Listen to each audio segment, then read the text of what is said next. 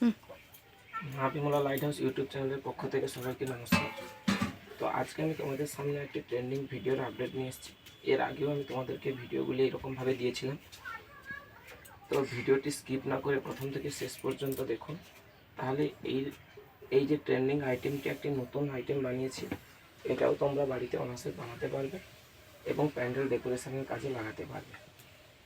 তো ভিডিওটি আমি বিস্তারিত মাপ তোমাদেরকে আমি দেখাচ্ছি যে কীভাবে এটা আমি বানিয়েছি। তো দেখুন বন্ধুরা, এটা আমি 6mm এর রড নিয়েছি। এই 6mm এর রডের উপরেই কিন্তু টোটালটা আমার এটা কমপ্লিট হয়েছে। এটি হচ্ছে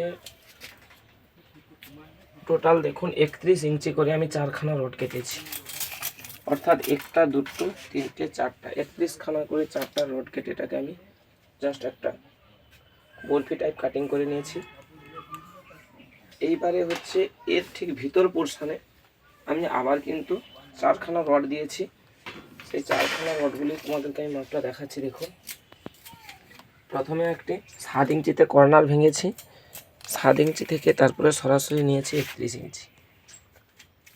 এইরকমভাবে 7 ইঞ্চিতে কর্নার ভাঙার পরে তারপরে কিন্তু 31 ইঞ্চিতে আমি এইরকম দুটি কিন্তু রড কেটেছি, এটাও 6mm। তাহলে কর্নার ভাঙার পরে কিন্তু আমার অ্যাপ্রক্স 2 ফুট থাকছে, অর্থাৎ 24 ইঞ্চি করে থাকছে। এইভাবে কিন্তু আমি টোটাল দুটো রড কেটেছি। এর উপরের অংশটাতে আমি একই রকমভাবে কর্নার ভেঙেছি, 14 ইঞ্চিতে একটা কর্নার ভেঙে এটাকে নিয়েছি টোটাল 20 ইঞ্চি। তো 20 ইঞ্চি হলে ছোট যে রডটি হচ্ছে সেটা 5 ইঞ্চি হচ্ছে, কাছাকাছি 5-5.5 ইঞ্চি। তো এইভাবে দুটি রডের কর্নার ভেঙেছি। এটা একটু আদ্র কম বেশি হলেও কোনো অসুবিধা নেই। এরপরে এই দুটিকে আমি যথারীতি কিন্তু সোল্ডারিং করে নিয়েছি এবং মাঝখানের গ্যাপটা 2 ইঞ্চি করে গ্যাপ ডিস্টেন্স রেখেছি। প্রত্যেকটার সঙ্গে প্রত্যেকটার গ্যাপ ডিস্টেন্স হচ্ছে 2 ইঞ্চি। ঠিক তারপরে নিচের অংশে এখানে যে স্ট্যান্ডটি বা অর্থাৎ বেসের উপর দাঁড়াবে তার জন্য এটা কিন্তু আমি একটি 8mm এর রড নিয়েছি, এখানে একটা 6mm রড দিয়ে দিয়েছি। চাইলে 8mm রডও দিতে পারো।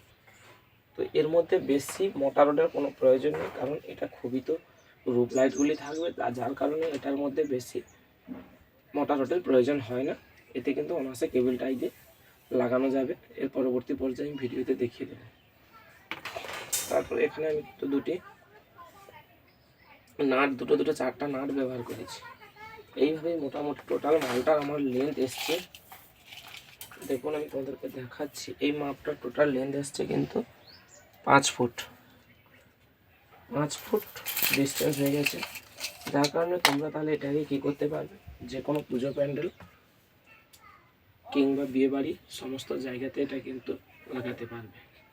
অর্থাৎ এই সময় যে এখন যে সমস্ত ট্র্যাডিশানগুলি হয়েছে তাতে কিন্তু এই সমস্ত লাইটগুলি বেশি পরিমাণে চলছে ভাইরালভাবে।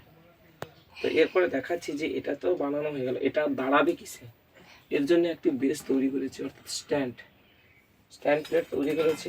এটার মাপ তোমাদেরকে আমি আবার দেখাচ্ছি। তো দেখুন, এটা 1 ফুট রেখেছি, এদিকে রেখেছি কিন্তু 4.5 ইঞ্চি।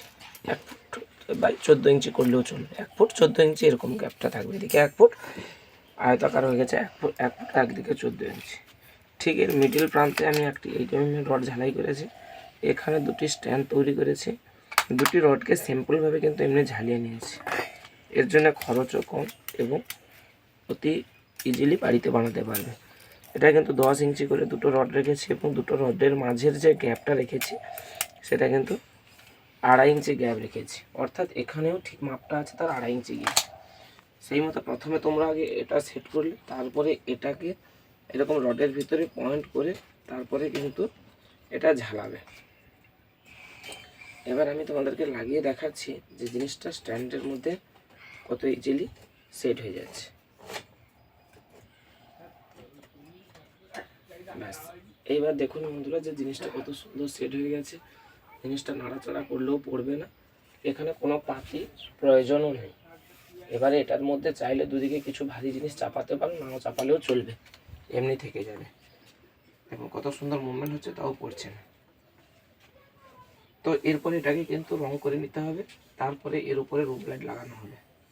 তো এর পরবর্তী পর্যায়ে আমি রুপ লাইট কীভাবে লাগাবে, পারস্পরিক যে দুটি বিট আছে সেই বিটের মধ্যে একে অপরের সঙ্গে রুট লাইটটা কীভাবে কানেকশান করবে তার বিস্তারিত আমি পরবর্তী পর্যায়ে ভিডিওতে দেখিয়ে দেবো।